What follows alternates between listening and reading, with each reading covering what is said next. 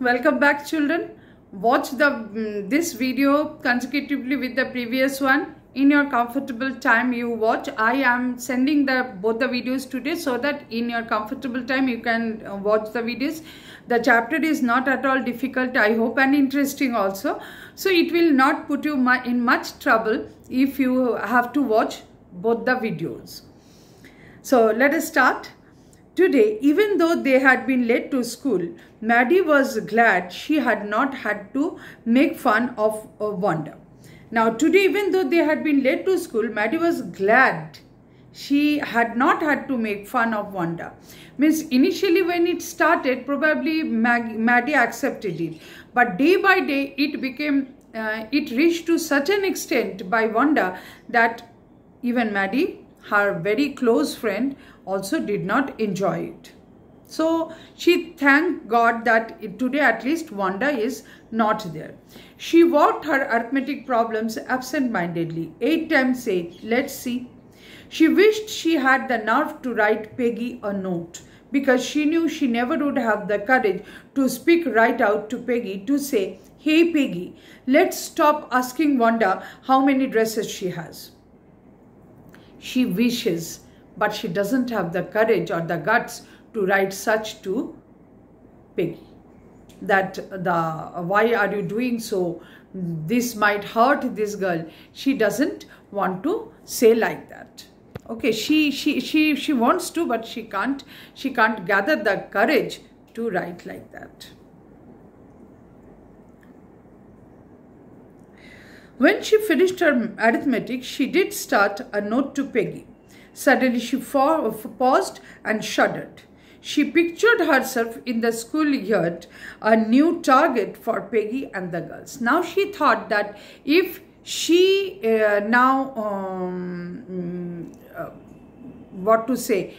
disturbs Peggy, stops Peggy in doing so, then it might come on to her. Now the target might shift from Wanda to her. That risk she did not want to take. So, Peggy and the girls, she pictured herself in the schoolyard, a new target for Peggy and the girls. Peggy might ask her where she got the dress that she had on, and Maddie would have to say it was one of Peggy's old ones that Maddie's mother had tried to disguise with new trimmings, so no one in room 13 would recognize it. Because she used to wear the hand-me-down clothes, and those clothes were mostly of Peggy. Now, if the target is she now, and if the same question arises that where from the dress she has got, then it would be revealed that her mother has just only altered the dress which Peggy used to wear and rejected, discarded. That dress now Maddie is wearing, just only with some alterations. Just mother has altered it by putting some trimmings, etc. So then she would be a laughing stock in room number 13. If only Peggy would decide of her own accord to stop having fun with Wanda. Oh well. Maddie ran her hand through her short blonde hair as though to push the uncomfortable thoughts away. What difference did it make? Slowly, Maddie tore into bits the note she had started. Could not go with it. She was Peggy's best friend, and Peggy was the best liked girl in the whole room. Peggy could not possibly do anything that was really wrong, she thought. Then she pacified herself that definitely when Peggy is the best girl in the class and when everybody loves Peggy, that means Peggy does have something for which she is different from others, and so she might not do any wrong. Maybe that is the right thing what she is doing with Wanda. As for Wanda, she was just some girl who lived up on boggin sides and stood alone in the schoolyard. She scarcely ever said anything to anybody. The only time she talked was in the schoolyard about her 100 dresses. Maddie remembered her telling about one of her dresses. You just notice, please underline, 2 dresses are there. One is pale blue with colored trimmings, and the other, she remembered another that was brilliant jungle green with red sash. These two are very important. Two dresses. One is pale blue with colored trimmings and brilliant jungle green with a red sash. You would look like a Christmas tree in that, the girls had said in pretended admiration, as if they were admiring her, but it was pretension, you can well understand, when she mentioned about the jungle green with the red sash. It would look like a Christmas tree. Thinking about Wanda and her 100 dresses all lined up in the closet, Maddie began to wonder who was going to win the drawing and coloring contest. Now a contest had come, drawing and coloring contest. For girls, this contest consisted of designing dresses, and for boys of designing motorboats. So the class is very much excited with the contest that the girls have to design dresses and the boys would have to design the motorboats. Now probably Peggy would win the girls medal because Peggy is good in everything. So here also Peggy would win. Maddie thought like that. Peggy drew better than anyone else in the room, and moreover she was a good artist. So she would be the winner here also in this case. At least that's what everybody thought. So it's the thought not of Maddie only, the whole class thought like that. She would copy a picture in a magazine or some filmster said, so that you could almost tell who it is. Oh, Maddie was sure Peggy would win. Well, tomorrow the teacher was going to announce the winners, then they would know. So the contest is done and tomorrow the results are to be declared. The next day it was drizzling. Maddie and Peggy hurried to school under Peggy's umbrella.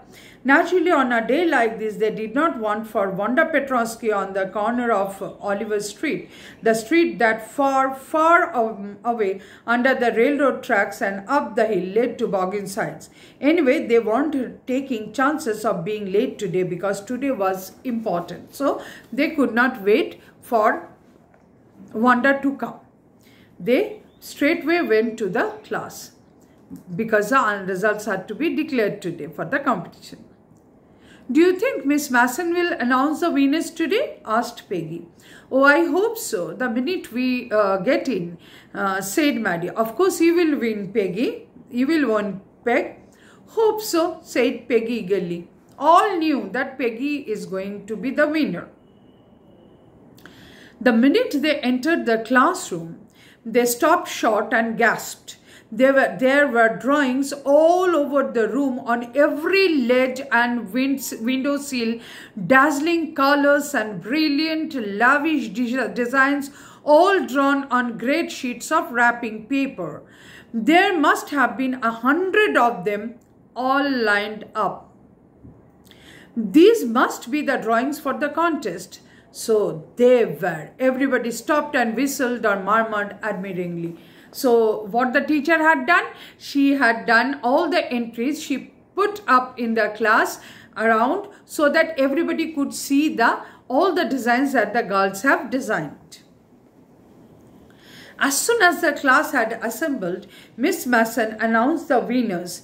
Jack Pegels had won for the boys, she said, and his design for an outboard motor was an exhibition in room 12 for the boys to be in room 12 along with the sketches by all other boys. Everybody's design, Jack Pegels' design is also in the room number 12.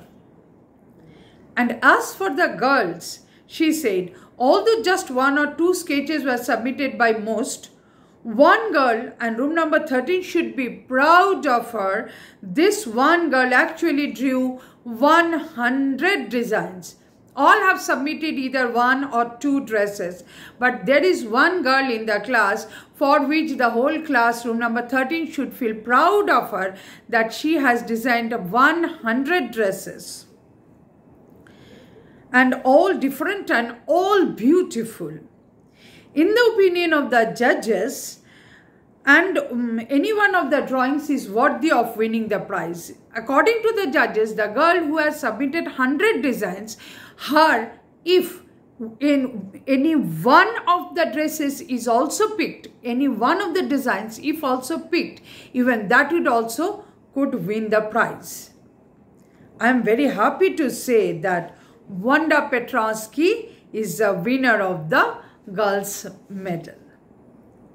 Unfortunately, Wanda has been absent from school for some days and it is not here to receive the applause that is due to her.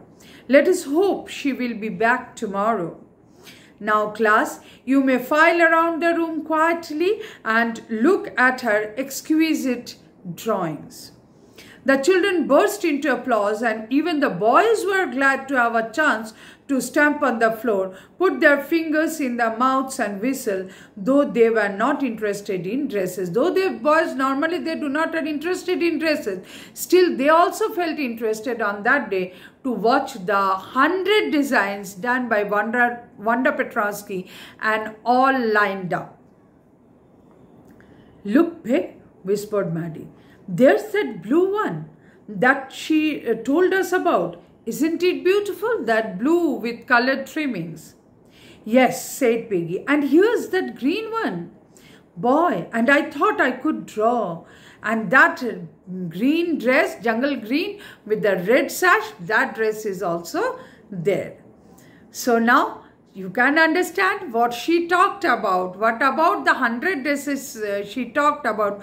What about the designs? What about the shoes she talked about? All lined up in the closet. Now you can understand that what is the actual secret of our 100 dresses.